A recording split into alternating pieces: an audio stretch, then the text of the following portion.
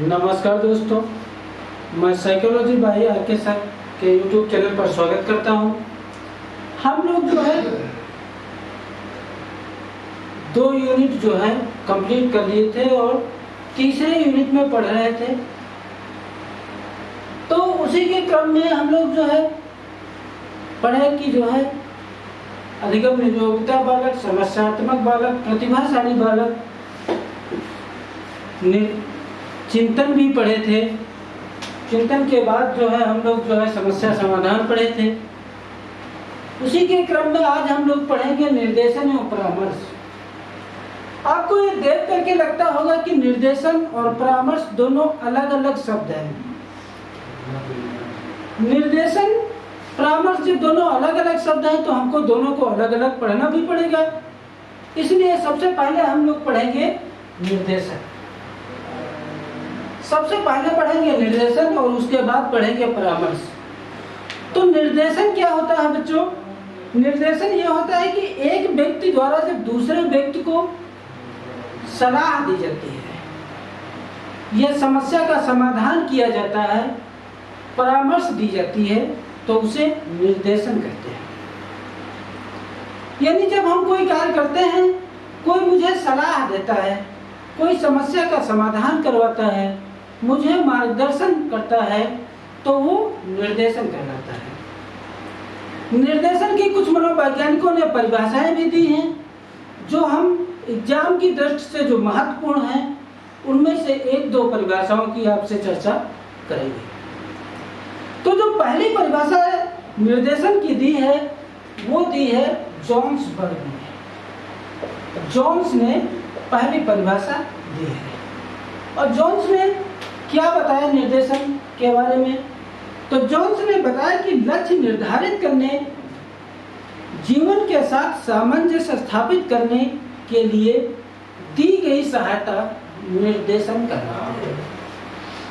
कितनी अच्छी बात बताई जोन्स ने कि लक्ष्य निर्धारित करने,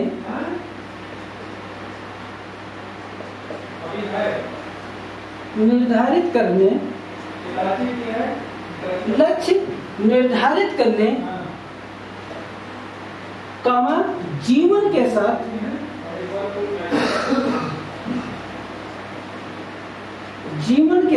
सामंजस्य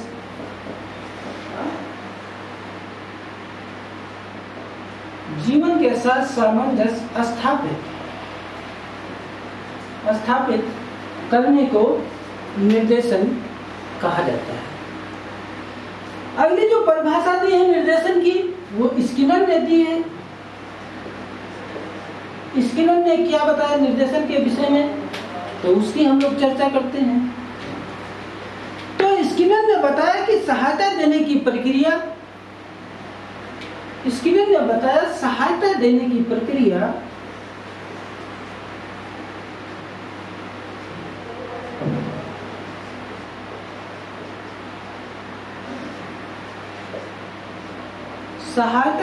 प्रक्रिया जिसमें स्वयं के साथ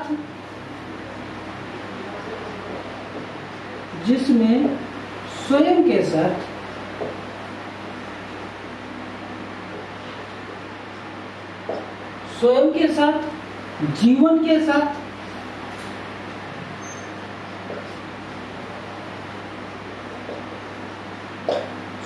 साथ जीवन के साथ समायोजन शामिल हो, उसे निर्देशन कहते हैं।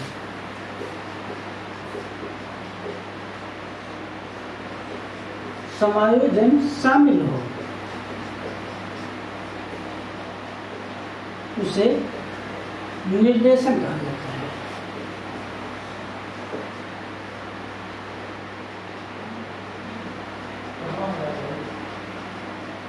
निर्देशन कहा जाता है। ये 2 परिभाषाएं जो है आपके एग्जाम की दृष्टि से महत्वपूर्ण है, उनकी हम लोगों ने चर्चा की। अब क्वेश्चन यह पूछा जाता है कि ये जो निर्देशन होता है, ये कितने प्रकार का होता है?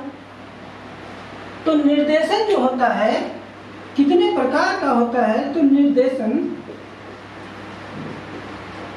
निर्देशन मुख्यतः 6 प्रकार का होता है। कितने प्रकार का प्यारे बच्चों होता है? तो निर्देशन 6 प्रकार का होता है। अब वो 6 प्रकार कौन कौन से हो, तो हम आपको बताएं कि वो 6 प्रकार जो होते हैं, पहला जो प्रकार होता है वो है व्यक्तिगत निर्देशन। कौन सा बच्चों? व्यक्तिगत निर्देशन। व्यक्तिगत निर्देशन, व्यक्तिगत निर्देशन। दूसरा प्रकार है शैक्षिक निर्देशन। शैक्षिक निर्देशन, व्यक्तिगत निर्देशन और शैक्षिक निर्देशन। और तीसरा जो प्रकार है वो है व्यावसायिक निर्देशन।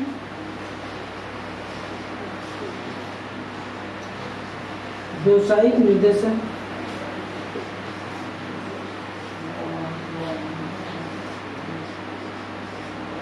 चौथा जो प्रकार है वो है सामाजिक निर्देशन।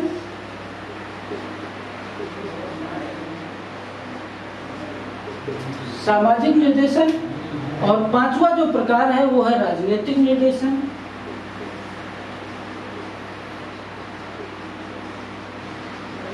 राजनीतिक निर्देशन। और जो छठे नंबर का प्रकार है उसे जो है स्वास्थ्य निर्देशन कहते हैं। क्या कहते हैं? स्वास्थ्य निर्देशन। स्वास्थ्य निर्देशन। ये हम लोगों ने पढ़ा कि जो है निर्देशन मुख्यतः 6 प्रकार का होता है। व्यक्तिगत निर्देशन, शैक्षिक निर्देशन, व्यावसायिक निर्देशन, सामाजिक निर्देशन, राजनीतिक निर्देशन और स्वास्थ्य संबंधी निर्देशन। अब ये व्यक्तिगत निर्देशन क्या है? तो ये व्यक्तिगत निर्देशन एक व्यक्ति किसी दूसरे व्यक्ति को जो सहयोग देते हैं उसे हम व्यक्तिगत निर्देशन कहते हैं। यानी किसी समस्या के समाधान के लिए कोई दूसरा व्यक्ति ये सहयोग देता है तो उसे हम व्यक्तिगत निर्देशन कहते हैं। और व्यक्तिगत निर्देशन में कम से कम कितने व्यक्ति शामिल होते हैं? तो 2 व्यक्ति, एक परामर्श चाहने वाला, एक निर्देशन चाहने वाला और एक निर्देशन देने वाला। यह निर्देशन पढ़ा। उसके बाद शैक्षिक निर्देशन है।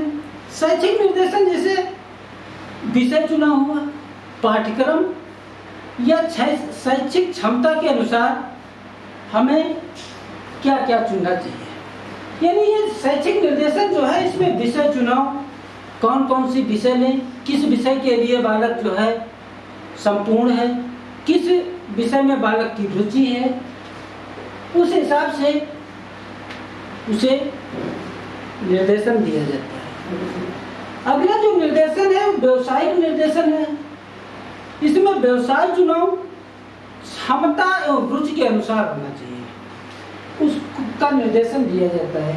यानी यदि आप कोई व्यवसाय करना चाहते हैं, कोई बिजनेस करना चाहते हैं, तो वो बिजनेस आपके हिसाब से, आपके अकॉर्डिंग क्या बेटर होगा, उस हिसाब से इसमें व्यवसाय से संबंधित निर्देशन दिया जाता है।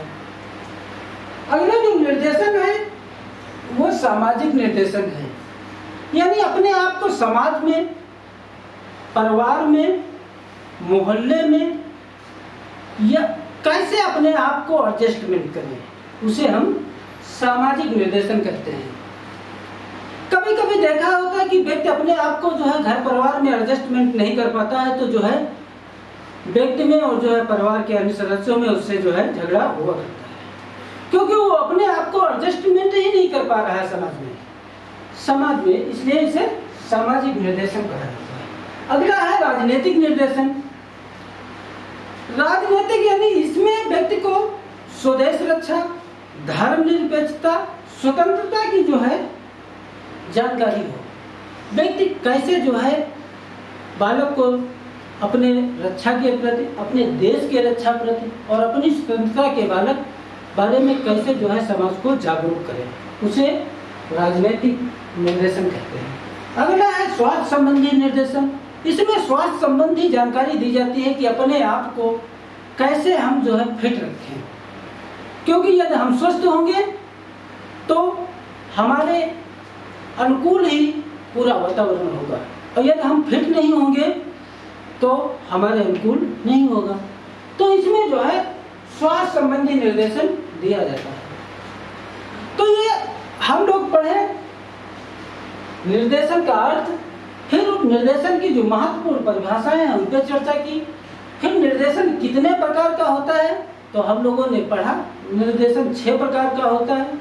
व्यक्तिगत निर्देशन, शैक्षिक निर्देशन, व्यवसायिक निर्देशन, सामाजिक निर्देशन, राजनीतिक निर्देशन और स्वास्थ्य संबंधी निर्देशन। अब हम लोग देखते हैं कि निर्देशन के क्या उद्देश्य हैं, यानी ये जो निर्देशन है इनके उद्देश्य क्या हैं। तो हम लोग जो है देखते हैं निर्देशन के उद्देश्य।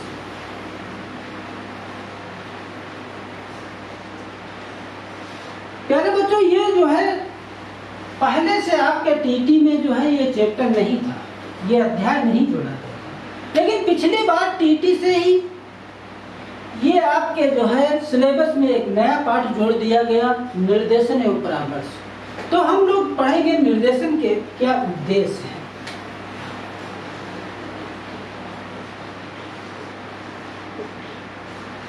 निर्देशन के उद्देश्य।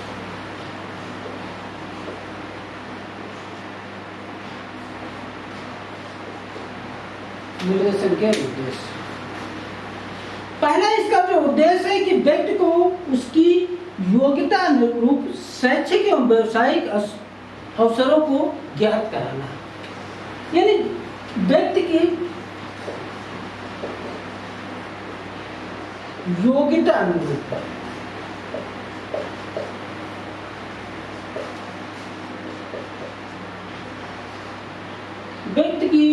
अनुरूप शैक्षिक एवं व्यावसायिक अवसर उपलब्ध कराना।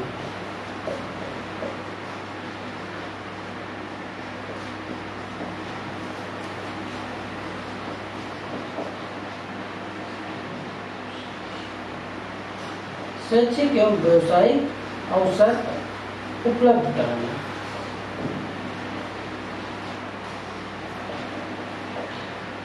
शैक्षिक एवं व्यावसायिक अवसर उपलब्ध कराना, यानी कोई बालक जिस हिसाब से उसकी योग्यता होगी उस हिसाब से उसे शैक्षिक अवसर उपलब्ध कराया जाए। दूसरा इसका उद्देश्य यह है कि व्यक्ति का मानसिक, भावात्मक, सामाजिक प्रगति को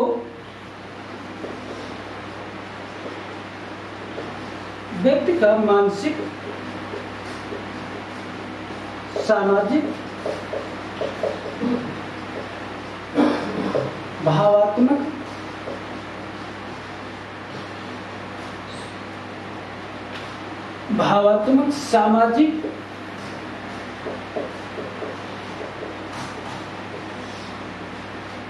सामाजिक, प्रगति का विकास करना है।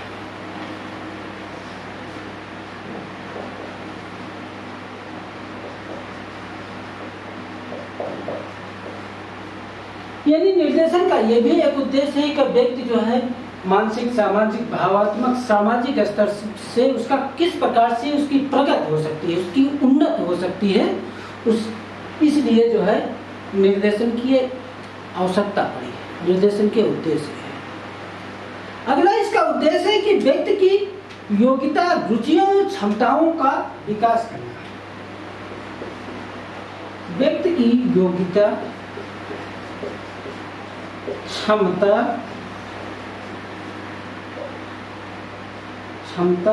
रुचियों आदि का विकास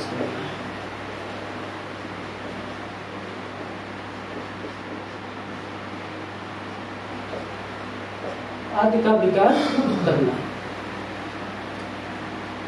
अगला इसी के क्रम में है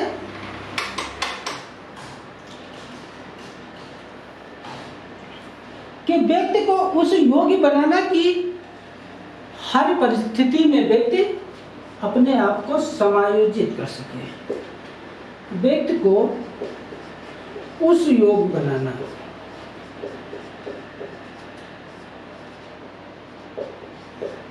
उस योग्य बनाना कि प्रत्येक परिस्थिति में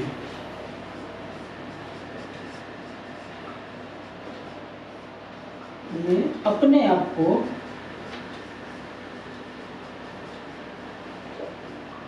एडजस्टमेंट करें, यानी अपने आप को समायोजित करें।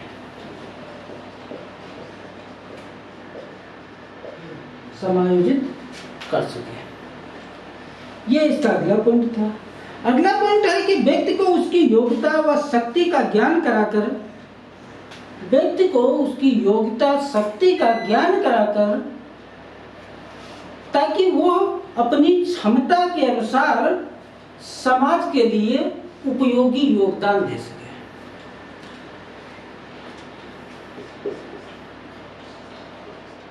क्षमता के अनुसार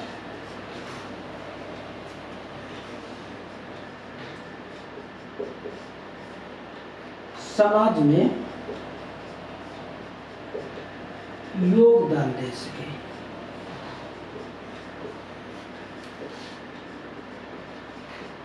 योगदान दे सके। ये जो है 4-5 इसके जो है विशेष उद्देश्य थे, उनकी हम लोगों ने जो है चर्चा की।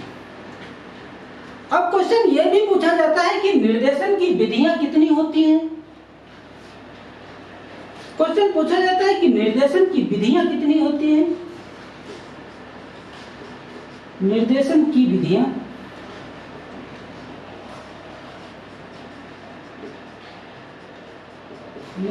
विधियां तो हम आपको बताएं कि निर्देशन की जो विधियां होती हैं मुख्यतः 2 प्रकार की होती हैं। एक व्यक्तिगत, एक तो व्यक्तिगत और दूसरी सामूहिक। यानी निर्देशन की जो विधियां होती हैं वो 2 होती हैं, एक व्यक्तिगत और एक सामूहिक। यानी व्यक्तिगत, कोई व्यक्ति, एक व्यक्ति की जो है दूसरा व्यक्ति सहायता देता है, मतलब यहाँ पे केवल 2 ही व्यक्ति होते हैं तो वो व्यक्तिगत होता है। हम लोग कहते नहीं है कि थोड़ा आइए मुझे पर्सनल बात करना है, व्यक्तिगत बात करना है, तो वो व्यक्तिगत हुआ। और एक सामूहिक होता है, यानी कक्षा में किसी बात को जो है बताना, सभी बच्चों को बताना, तो वो क्या हुआ, वो सामूहिक विधि हुई। ये आप सब लोग पढ़े निर्देशन। इसी के क्रम में अब हम लोग देखते हैं परामर्श। परामर्श क्या होता है? परामर्श तो हम लोग जो है देखते हैं परामर्श। आई होप आप लोगों को पसंद आता होगा।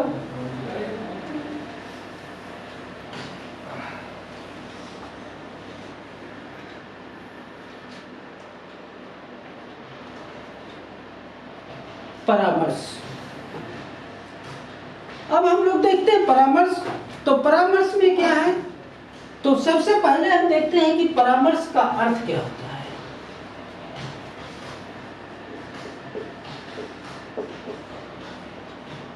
परामर्श का अर्थ,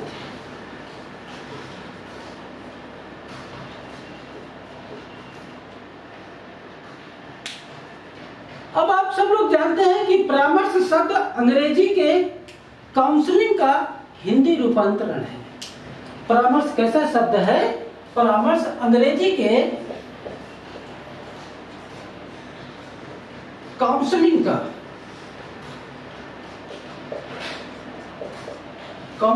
का हिंदी रूपांतरण है।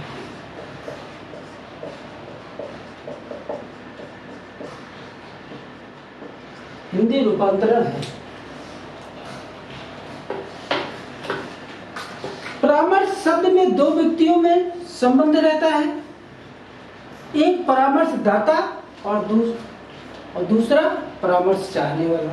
यानी इस परामर्श में 2 व्यक्तियों का अहम रोल होता है, एक परामर्शदाता,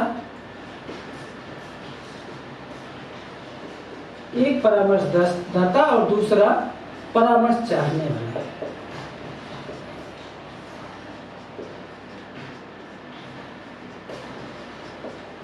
एक परामर्शदाता और दूसरा परामर्श चाहने वाला। परामर्श परामर्शदाता परामर्श चाहने वाले व्यक्ति की समस्या को समझता है, समस्या को समझ करके उसके कठिनाइयों को समझता है या समझने का प्रयास करता है तथा उनके विचारों को समझ करके अपने विचारों का उस परामर्श चाहने वाले व्यक्ति से अपने विचारों का आदान प्रदान करता है और इससे जो है व्यक्ति समस्या समाधान करने का प्रयास करता है। इसके द्वारा मतलब क्या होता है, परामर्श दिया जाता है। अब ये परिभाषा परामर्श की है मायर्स महोदय की। जो मायर्स महोदय हैं इनकी जो है परिभाषा है। मायर्स महोदय ने परामर्श के संबंध में एक परिभाषा दी है और वो बताया है कि परामर्श का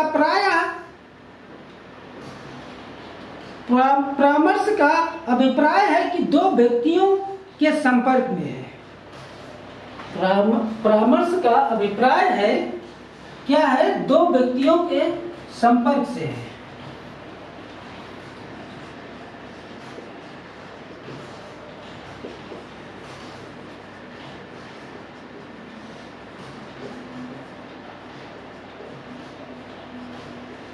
दो व्यक्तियों के संपर्क से है और जिसमें एक व्यक्ति को किसी प्रकार की दूसरे व्यक्ति द्वारा समस्या का समाधान किया जाता है। ऐसी परिभाषा किसने दी है, तो मायर्स ने दी है। आपके एग्जाम में डायरेक्ट क्वेश्चन पूछा जाता है और यह परिभाषा लिखी होगी और आपके ऑप्शन होंगे मायर्स, स्किनर, वुडवर्ड या थॉर्नडाइक। किसकी परिभाषा होगी और आपके से डायरेक्ट पूछा जाता है कि यह परिभाषा किसकी है, तो मायर्स की है। अब हम लोग देखते हैं कि इस परामर्श के क्या क्या उद्देश्य हैं, इसको हम लोग जो है समझने का प्रयास करते हैं। तो परामर्श के उद्देश्य क्या हैं?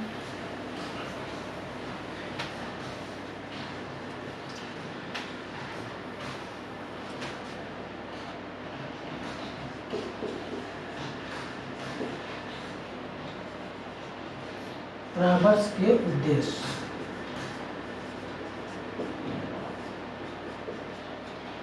परामर्श के उद्देश्य, पहला इसका उद्देश्य है कि छात्र को अपनी योग्यता, रुचियों एवं कुशलताओं को समझकर क्या है, छात्र को अपनी योग्यता, रुचियों एवं कुशलताओं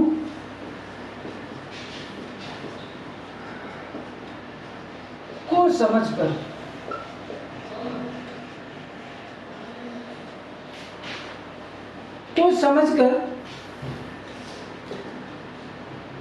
समस्याओं का समाधान करना।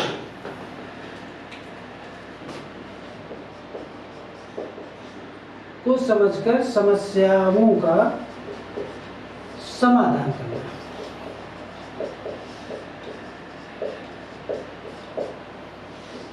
ये तो इसका पहला उद्देश्य था परामर्श का। दूसरा इसका उद्देश्य है कि छात्र को अपनी समस्याओं का समाधान करने में इस प्रकार सहायता प्रदान करना कि जिसमें बिना किसी सहायता लिए समस्याओं का समाधान करना। यानी बालक को इतना डेवलपमेंट कर देना, इतना विकास कर देना, इतना जो है उसे परामर्श दे देना कि कोई समस्या हो तो उसका बालक बिना किसी सहायता के जो है उसका समाधान करे। यानी किसी भी समस्या का समाधान स्वयं खोज ले।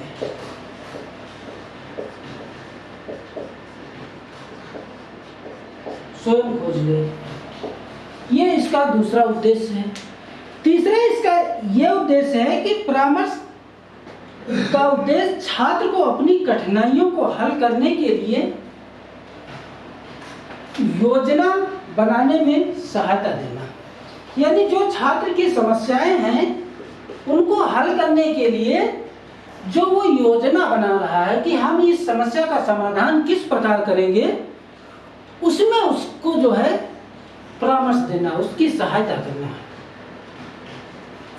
यानी जैसे मेरे पास कोई समस्या है तो उसका वो बालक सोच रहा है कि हम किस प्रकार से इस समस्या का समाधान करें, क्या क्या मुझे संसाधन जुटाने चाहिए, किसकी किसकी मुझे मदद लेना चाहिए।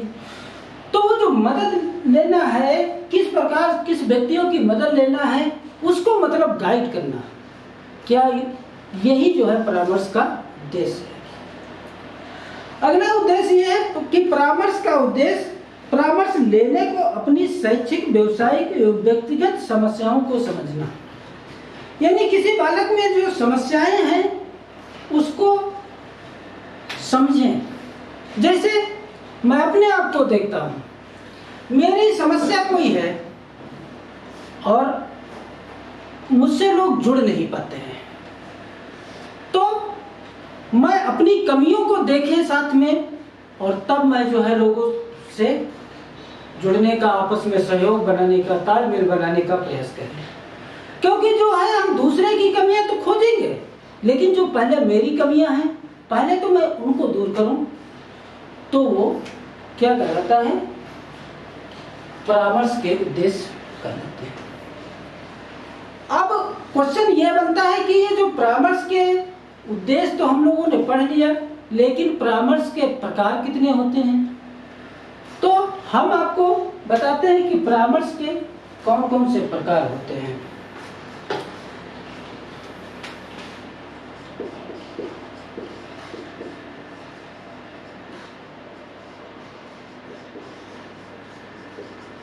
परामर्श के प्रकार, पहला प्रकार इसका है नैदानिक।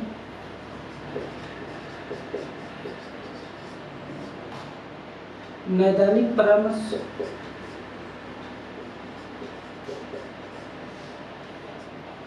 दूसरा है मनोवैज्ञानिक परामर्श।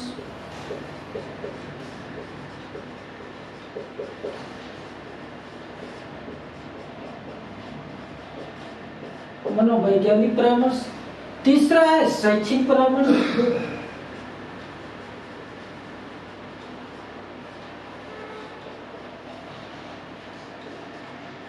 शैक्षिक परामर्श। चौथा है सामाजिक परामर्श।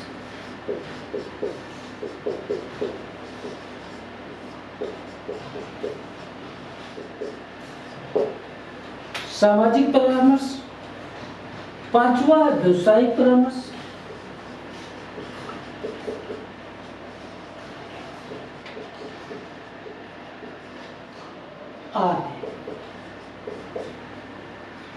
इस प्रकार हम लोगों ने देखा कि परामर्श के कितने प्रकार होते हैं, उनकी यहाँ चर्चा की। अब क्वेश्चन यह बनता है कि परामर्श की आवश्यकता क्यों पड़ी, क्यों मुझे परामर्श लेना चाहिए, किस लिए आवश्यकता पड़ी। तो परामर्श की आवश्यकता किस लिए पड़ी उसके विषय में देखेंगे। भाई परामर्श की आवश्यकता,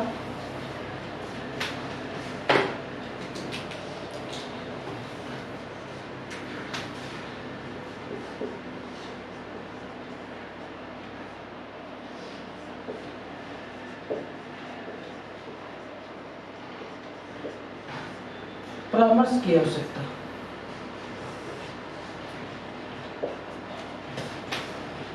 पहले इसकी यह आवश्यकता पड़ी कि वर्तमान समस्याओं के समाधान के लिए, पहले इसकी आवश्यकता है कि वर्तमान समस्याओं के समाधान के लिए।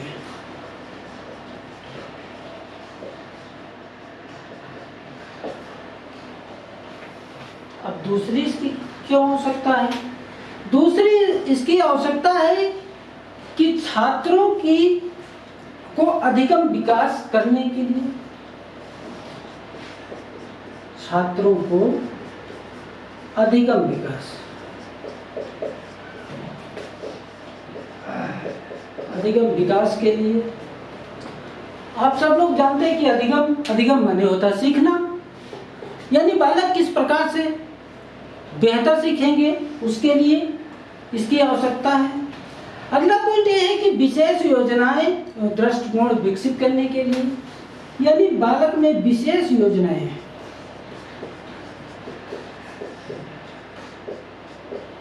विशेष योजनाएं एवं दृष्टिकोण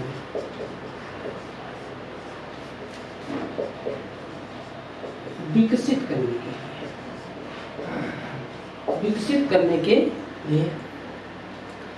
अगला जो पॉइंट है वो ये है कि परिवार का उत्तरदायित्व समझने के लिए, परिवार का उत्तरदायित्व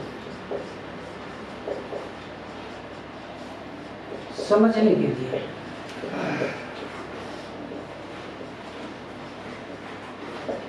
उत्तरदायित्व समझने के लिए। अगला पॉइंट यह है कि बालक शिक्षा का अधिक से अधिक लाभ उठा ले, इसके लिए यानी शिक्षा के अवसर,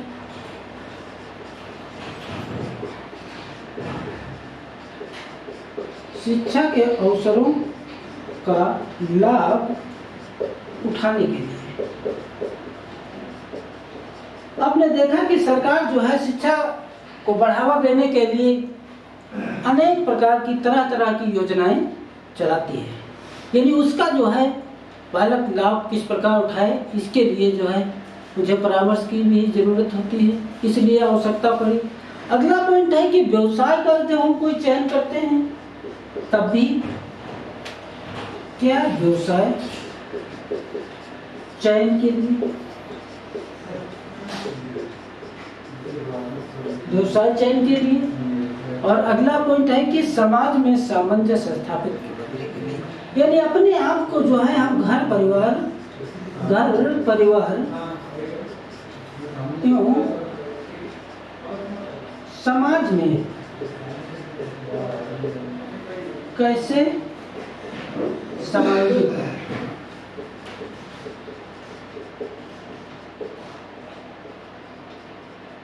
इसके लिए मुझे जो है परामर्श की आवश्यकता पड़ी। अब प्रश्न ये भी बनता है कि जो है परामर्श की कितनी विधियां हैं, तो परामर्श की जो है मुख्यतः दो विधियां होती हैं, एक व्यक्तिगत परामर्श और दूसरा सामूहिक परामर्श। आई होप आप लोगों को समझ में आया होगा जो हम आज आप लोगों को बताए कि निर्देशन और परामर्श। इससे जो नेक्स्ट क्लास होगी हम लोगों की, उसमें हम लोग जो है बताएंगे कि परामर्श में देने वाले सहयोग, जो परामर्श में सहयोग देते हैं वो संस्थाएं विभाग कौन कौन से हैं। क्वेश्चन यहाँ से तो अभी तक एक बना है, लेकिन जो आगे हम आपको नेक्स्ट वीडियो में पढ़ाएंगे कि परामर्श में सहयोग देने वाले विभाग और संस्थाएं, क्वेश्चन वहां से होता है। क्योंकि आपको एक सरसरी नज़र में बताते हैं कि इसमें जो परामर्श जैसे शिक्षा मनोविज्ञान है ये भी जो है सहयोग देती है, सीएमओ है यानी जिला मुख्य चिकित्सा अधिकारी ये भी जो है सहयोग देता है, और हमारा डाइट सेंटर है। इस प्रकार से बहुत कई संस्थाएं विभाग कार्यरत हैं, और जिसमें कुछ सरकारी और कुछ गैर सरकारी दोनों प्रकार के हैं। आई होप ये मेरा वीडियो आप लोगों को पसंद आया होगा, तो इसे जरूर लाइक शेयर व सब्सक्राइब अवश्य करें। Thank you.